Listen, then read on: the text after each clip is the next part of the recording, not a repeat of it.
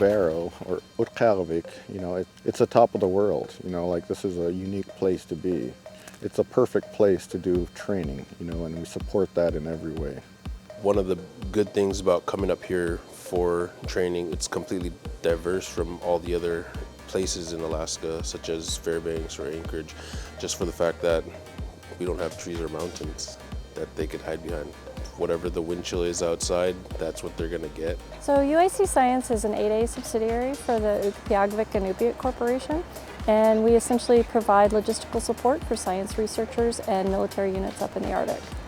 The world is watching the Arctic right now, whether it's military support for security, for national security, or it's cooperation. As far as climate change, the Arctic is warming faster than any other part on the planet, and the accelerated change is something that we can look at now and extrapolate that information to other parts of the planet as it happens a little bit slower.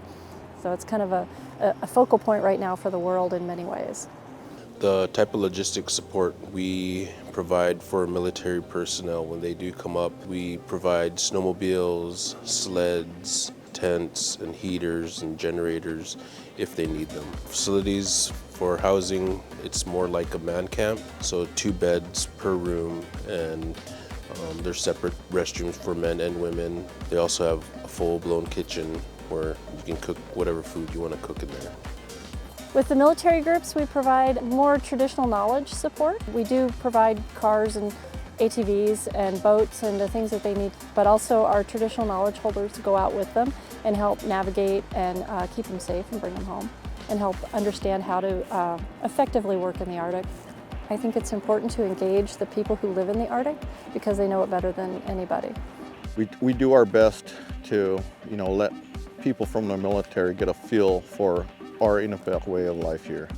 I think it's good because, it gets us to know more about what they do and why they're up here for their trainings. And also, it's good for them to know from people with knowledge and who've been out here, especially hunting and subsistence. At the ending of it, they reached out and, a couple of them were asking how we do it in the cold. And it was fun to explain to them, the tricks and, shortcuts we have up here, living up here all our lives. The goal is to come back prepared. That's the biggest factor.